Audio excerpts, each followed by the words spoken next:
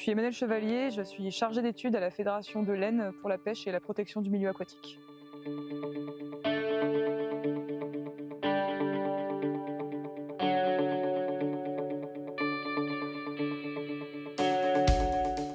La Fédération de pêche, c'est une structure associative où on retrouve généralement des élus, un conseil d'administration, et puis ensuite on a souvent des salariés à la fois au niveau administratif et puis au niveau technique.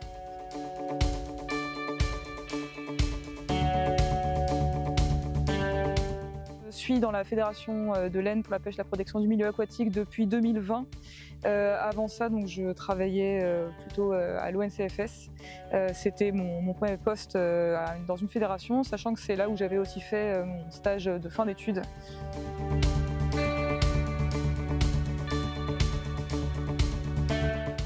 Les cours d'eau, c'est une ressource qui est très importante et qui va le devenir de plus en plus, je pense, dans l'avenir. En plus, moi, je suis très intéressée par tout ce qui est milieu piscicole, d'où mon engagement au sein de la fédération.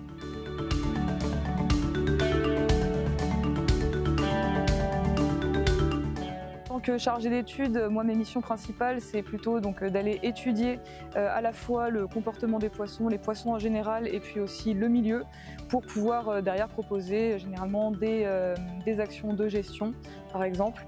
En ce moment je fais des études sur la scalimétrie, on lance aussi une étude de suivi par RFID typiquement qui nous apporte des informations sur le milieu et sur la faune piscicole.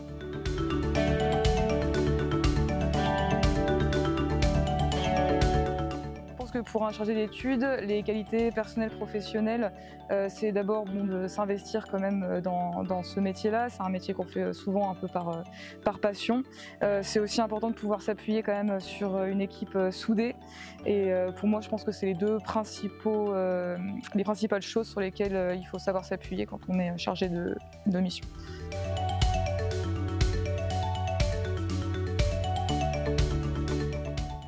Des projets qu'on a pu avoir récemment qui ont bien marché. Je pense par exemple à une frayère qui a été restaurée à Pignicourt. C'est une frayère qui avait été restaurée suite à une pollution et on y a fait des pêches et effectivement on a pu voir qu'on avait vraiment une reproduction de brochets qui était importante sur cette frayère, ce qui montre que voilà, on peut avoir ce type de gestion patrimoniale qui fonctionne sur le territoire, donc c'est plutôt une très bonne chose.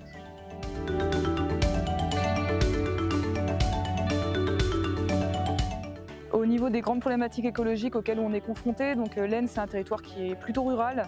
Récemment on a eu des problèmes de sécheresse de plus en plus importants et qui risquent de prendre de plus en plus d'importance alors que ce n'est pas forcément un territoire sur lequel on était habitué. Par exemple en 2022 où on a eu des assecs quand même très importants sur beaucoup de rivières. On a aussi des pollutions qui peuvent arriver. Je pense l'année dernière par exemple sur l'Aisne sauvage sur laquelle on a eu des pollutions. Donc c'est des choses qui peuvent arriver régulièrement et sur lesquelles on exerce quand même une surveillance accrue. Les pêcheurs, on en a beaucoup sur le territoire de l'Aisne. C'est un public qui va se trouver près des cours d'eau, qui va pouvoir à la fois nous faire par exemple remonter des informations quand on va avoir soit des problèmes, soit par exemple l'arrivée d'espèces invasives récemment, des pollutions par exemple. C'est aussi un public qui va être pris en compte effectivement par les élus, généralement, qui donne aussi un poids à la fois à la pêche et puis à la protection du milieu aquatique.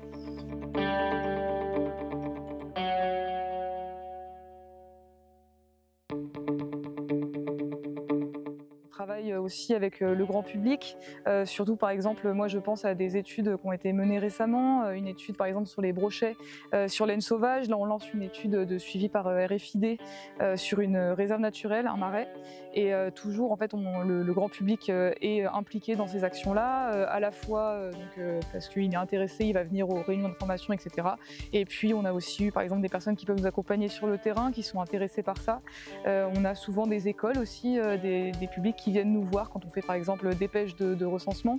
Ça permet aussi d'avoir toute cette sensibilisation qui se met en place et puis d'avoir une participation généralement du grand public, puisque du coup ça fait aussi connaître la fédération et ça permet au grand public de pouvoir participer également à la fois à la surveillance du milieu aquatique et puis des diverses études qu'on va mener.